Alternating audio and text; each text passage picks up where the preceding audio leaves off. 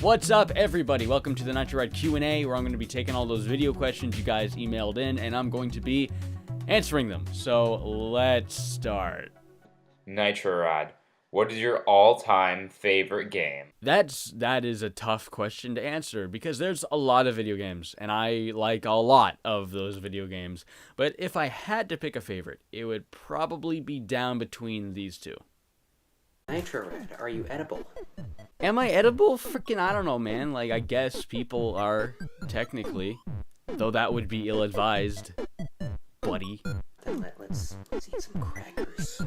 Hey Nitro Rad, I was wondering, if you could have a game made by your dream team, which means any director, artist, or musician you wanted, along with other positions, who would be on that team and what kind of genre of game would you like to be made? For real, dream game, Hideo Kojima, Guillermo del Toro, Junji Ito, make me a Silent Hill game. Sucks, doesn't it? Other than that, get the old dudes from Rare, the guys that used to be in Rare that are making all those good-ass platformer games, team them up with Miyamoto and his team that makes Mario Galaxy, put them together, get Hideki Naganuma to write up some crazy, wacky tunes, and make a super colorful, crazy, fun platformer. That's what we're lacking nowadays, is big, colorful, crazy, fun platformers. What's your favorite Lisa character? Wally. Wally, absolutely. Wally is my favorite Lisa character. It was one of those bosses that made me, kind of freaked me out a lot. There's a good element of body horror to him when you smash his mask away and there's just rotting meat underneath. It made me uncomfortable, but there's something about it, man. It was just a cool-ass boss fight, Wally. What's your favorite song from the Lisa soundtrack? Favorite songs? Oh man, that soundtrack's so good. If I had to pick, I'll pick three. Boy Oh Boy. I also really like Burning Sunset. And if I had to pick one from Lisa the Joyful, I'd go with All American Badass. Was the first game you ever played? This copy of Mario 3 on that NES down there doesn't work anymore. What was a game that you didn't really like or possibly even hated on your first playthrough, but you really liked or possibly even loved on your second, third, or fourth playthrough? That is a really good question. I can't really think of any games I never liked on my first playthrough, but liked more on more playthroughs. But a game I kind of had that relationship with is Legend of Zelda Wind Waker. I was really young when that game came out, and I loved it. I loved the art style. I loved the gameplay and everything. I loved Wind Waker so much. But as I got older, I tried going back to it in high school, and I just didn't like it. I hated it. I couldn't play it anymore. I guess I was kind of more used to stuff like Twilight Princess, and when Twilight Princess came out, it didn't really have a lot of the issues Wind Waker had. Like, Wind Waker had a lot of pacing issues, that big quest that just... The Triforce quest almost knocks stuff over. And then Wind Waker HD came out, and it fixed, like, everything that was wrong with that game, and I was surprised how much I liked it again. So I guess Wind Waker. Okay, I got one. A game that was like that. Back in high school, I played Shadowgate 64 on an emulator. I thought it was a piece of shit. You moved with the C buttons and you looked around with the stick, and it was like a very convoluted look for the items and put them in places, and I just hated it. Because I had Shadowgate on the NES as a kid, and I wanted to see what the 64 version was. I thought it was shit. Last year, I got a copy of it on 64, and I gave it another chance. It's very slow-paced and convoluted, and it's dumb, but I kind of like it. First question. I'm a novice at filmmaking and editing, so I was wondering if there was any place I could learn how to add animations to my videos, for instance. Or you can learn to add animations to your videos? Google. I don't know, look up tutorials. That's what I did. Whenever I was learning how to edit and I ran into something I didn't know how to do, I just look it up on Google. Other than that, I went to film school. 30 grand in debt for a film degree I can't use in Nova Scotia. Good waste of money, but at least I know how to edit. Second question. I want to talk about anonymity on the internet. How would being a known YouTuber affect, let's say, a job interview, or even worse, an acting audition? I don't know. I think it can work either way. If you're making content a lot of people see and love and think is high quality, like someone like JonTron, he's got like really high quality cinematic quality to, the visuals. If he's in an interview, people are gonna be like, oh, I've seen your stuff, it's good, and that's gonna look good on you.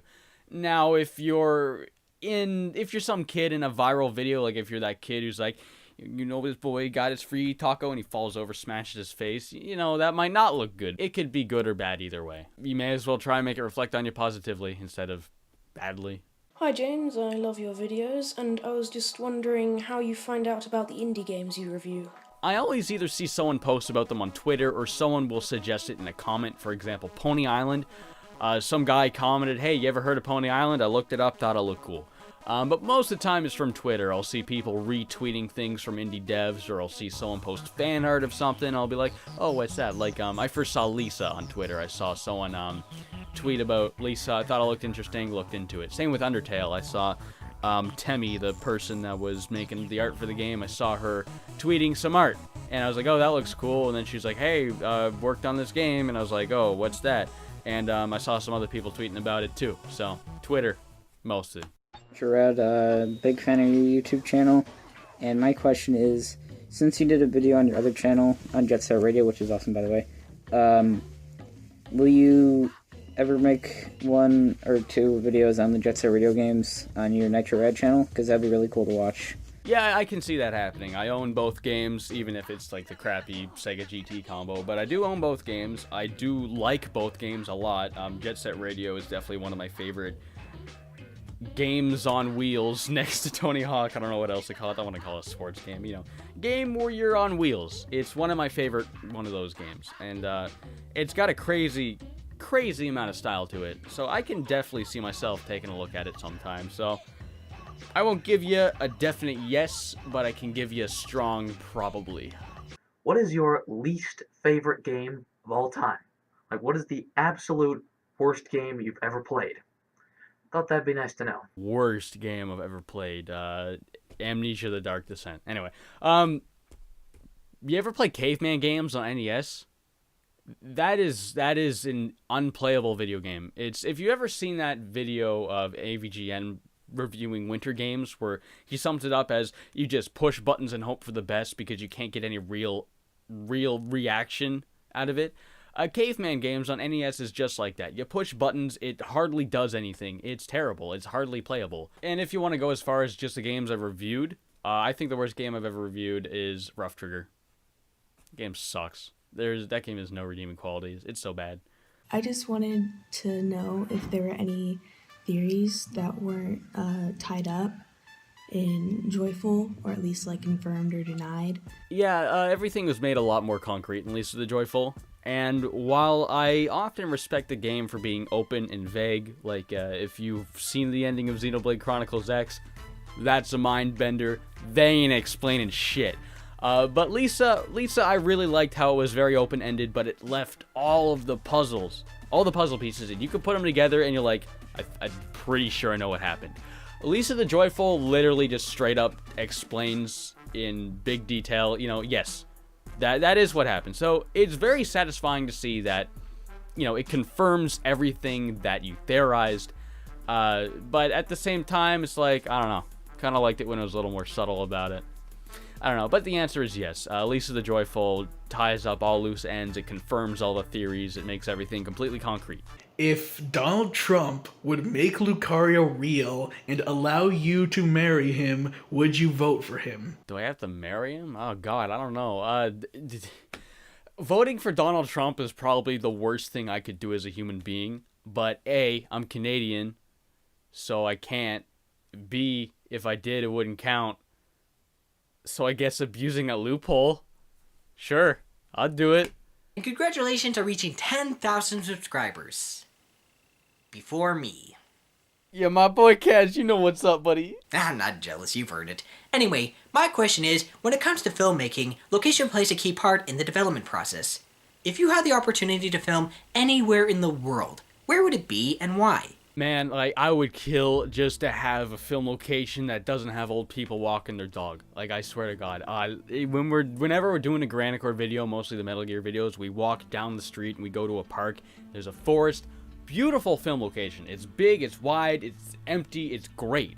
But every now and then, like every 20 minutes or 10 minutes, some old person has to walk through with their dog, and we have to stop doing everything and wait for them to walk by. They're like, oh, is this a movie? Can I be in it? And I'm like, you're really funny. Please leave. I would kill for anywhere that's just abandoned. Completely abandoned. No people. I would love to have an entire community that's abandoned. I've been to abandoned communities before, but I mean, they're military owned. You're not actually allowed to go in, let alone film there. I would love to have like a large desert area. Like if you ever watch Breaking Bad when they're just out in the desert and it's just nothing. That's what I want. Just a big area of nothing. Abandoned like apartment complex. That would be sick. Here's my question. What made you get interested in making videos? Well, I've been making videos since I was a kid, and I would just make them on like this crappy cassette tape camera, and I would just like play with toys, and kind of like with James Rolfe. If you ever watched his videos of what he used to do when he was a kid, I did the exact same thing. My friend Robbie had a video camera, and he's like, hey, I got a video camera, let's make some movies. And that was it. From that day forward, I just found out it was something I love so much. But the day I wanted to make YouTube videos was the day I watched Smosh, to be completely honest. The day they put out like that Pokemon lip syncing video, and it was like one of the first YouTube videos, and I would have been in grade 5 or 6 at the time. I was probably 10. I thought that was so funny, and like after realizing there's a big community hub of YouTube videos, like Nox Corner, those clay videos was another one that made me get into stop motion. Like just watching that, just seeing crappy videos on the internet made me want to do it too. G'day from Australia.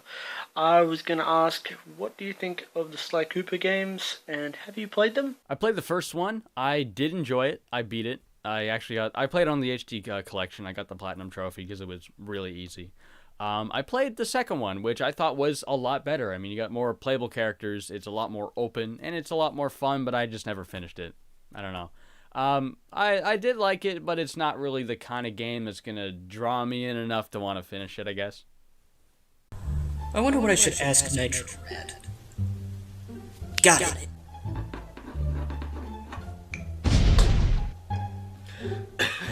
it. Simple question, Nitro. So, what inspired you exactly to go to film school? What made you want to go into working into filming? I don't know, the same reason you blow up pencils, dude.